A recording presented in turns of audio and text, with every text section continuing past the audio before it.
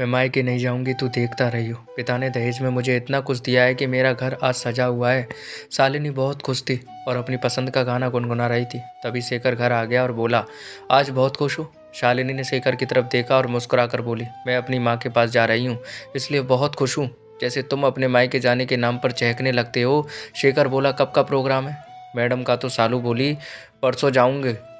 अच्छा सुनो, शाम को बाहर जाते समय पैसे निकलवाते लाना। जैसे ही शालिनी ने बोला, शेखर तुरंत बोल पड़ा, क्यों? पैसे का क्या करना है? शेखर का सवाल सुनते ही जैसे सालू की मूड की ऐसी तैसी हो गई।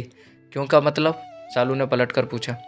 अरे स्वीटहार्ट, मेरा मतलब मायके जा रही हो तो पैसे का क्या करोगी? तुम्हारी मम्मी तो बेटी के घर से कुछ लेते नहीं, और जो बेटी को देते पैसे नहीं लेते, तो फिर पैसे का क्या करोगी? शालिनी को शेखर की इन चिकनी चुपड़ी बातों पर बहुत गुस्सा आया और शेखर की बाहें जो उसने बहलाने के लिए शालिनी के गले में डाली थी, उन्हें झटकते हुए शालिनी तुरंत बोली, चलो रहने दो, मुझे मत निकलवाना पैसे। मैं एक काम करूंगी, जो भी खर्चा होगा पापा से ले लूंगी और कहूंगी थोड़े बहुत शेखर को भी दे दे।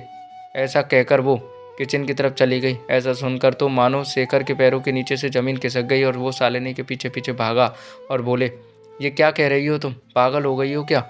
मुझे क्या कमी है जो मैं उनसे पैसे लूँ?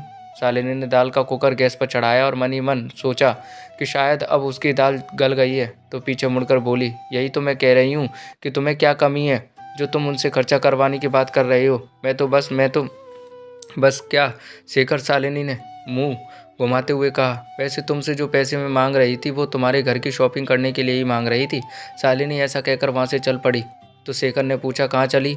तो शालिनी बोली, मैं घर पर फ़ोन करके मना करने जा रही हूँ कि इस बार शेखर का हाथ थोड़ा तंग है तो मैं नहीं आ पाऊँगी, और अब मैं वर्क फ्रॉम होम जैसे ऑनलाइन कोचिंग की तरह कुछ शुरू करूँगी और अपने पैसे से खर्चा करूँगी। अब तुम हद कर रही हो सालू। नहीं शेखर, हद तुमने प्यार पार की है।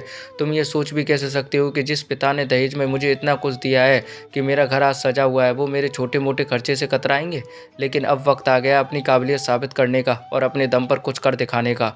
अब मैं क्यों मैथ के जरिए बच्चों को पढ़ाऊंगी और अपनी इनकम बनाऊंगी, तो अब मैं मायके नहीं जाऊंगी, तू देखते रही हो। शालिनी ऐसा कहकर शेखर को चिढ़ाकर वहां से चली गई और शेखर वहीं खड़ा खड़ा उसके बारे में सोचता रह गया। दोस्तों, पति पत्नी की ये कहानी को कैसी लगी कमेंट बताइएगा। अच्छी लगी तो लाइक शेयर कमेंट जरूर कीजिए और ऐसी कहानी सुनते रहने के लिए चैनल को सब्सक्राइब करना मत भूलना। तो दोस्तों।